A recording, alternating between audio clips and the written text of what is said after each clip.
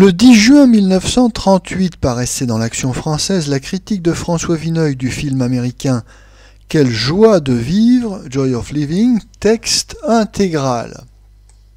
C'est encore une comédie légère d'Amérique qui paraît sur l'écran du cinéma de l'Avenue, pour ainsi dire spécialisé dans le genre.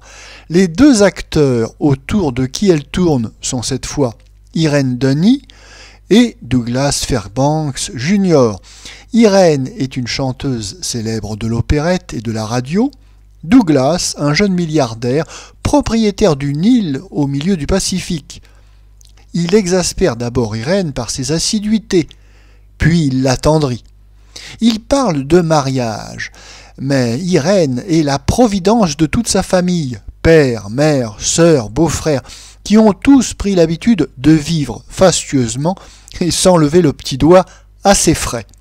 Les noces d'Irene risquent de bouleverser ce confortable état de choses. Les parasites arrivent à brouiller les amoureux. La réconciliation se produira bientôt, ainsi que le mariage, et après un dernier incident, Irene, comprenant l'égoïsme des siens, leur conseille de choisir un bon métier et cingle avec son époux vers l'île heureuse et désormais conjugale. Il ne s'agit, on le voit, que d'un ouvrage de série, composé sur un canevas à toute épreuve.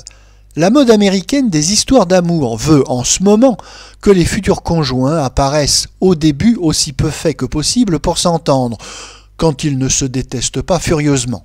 Le trait psychologique n'est pas sans exactitude. On a vu souvent se nouer ainsi d'excellents ménages. Mais on a trop abusé de l'effet. C'est devenu, à Hollywood, un passe-partout. Le public en est si bien averti qu'il ne vient pas voir ces films, dont en ce moment il raffole, pour l'intrigue, mais pour la sauce, qui est plus ou moins bien préparée. L'autre semaine, dans Mariage double, tous les gags étaient éventés. Dans Quelle joie de vivre, le cuisinier, ou plutôt les cuisiniers, puisque ce travail-là est fait en équipe, sont bien meilleurs. Ils ont doré les épices et les douceurs d'une main experte. Il y a des trouvailles ingénieuses et jolies. Par exemple, les délicieuses petites nièces d'Irene, qui la supplient de leur chanter un air pour les endormir, et c'est Irene qui fermera les yeux la première. Les scènes au cabaret tyrolien, où Irene se grise un peu, pouvaient devenir très facilement vulgaires. Mais l'esprit de la comédienne les sauve. Mieux, elle en fait un tableau charmant. Irene Dunny est certainement, à l'heure actuelle, la plus fine actrice d'Hollywood, avant même Myrna Loy. Cependant, toutes ces agréables fantaisies sont mélangées de quelques platitudes, de facéties qui ont vraiment trop servi. On se croirait quelquefois en présence d'une maîtresse de maison parcimonieuse qui aurait fait alterner le meilleur caviar avec des raviers de harançor. Je crois du reste que cette métaphore domestique nous fournit la véritable explication. Hollywood est régi par des barèmes et des considérations commerciales inexorables. Quelle joie de vivre est un film qui doit automatiquement profiter du succès de ses prédécesseurs, des têtes de série. Il faut qu'il soit suffisamment amusant pour ne pas décevoir, mais il n'est pas non plus nécessaire que les producteurs se fendent outre mesure. Le comptable congédie les gagmen, assez d'esprit pour cette fois. Nous prendrons le reste dans nos tiroirs. La cuillerée de caviar fera passer le hareng. Quelle joie de vivre est encore grevée d'une assez fâcheuse hypothèque. C'est un film à chansons. Entendez par là qu'il doit servir au lancement d'un ou deux couplets qu'il s'agit de faire rentrer dans la tête du spectateur et que l'on vendra par la suite en édition musicale, au disque, à la radio.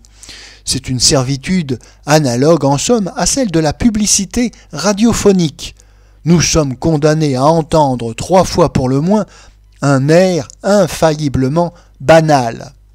L'ensemble du spectacle n'est cependant pas ennuyeux. On répète que les comédiens y ont une part très grande. Quelle jolie gaieté ont donc les yeux d'Irene Dunny.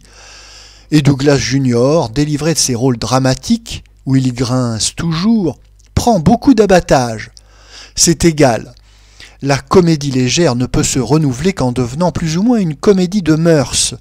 Satire du snobisme avec My Man Godfrey, satire de l'argent avec l'extravagant Mr. Deeds, ou encore satire de la publicité dans La Joyeuse Suicidée. Mais on ne peut guère découvrir plus d'une fois l'an un sujet neuf et de quelque poids. Le reste relève de l'industrie pure et simple, et il faut en prendre notre parti.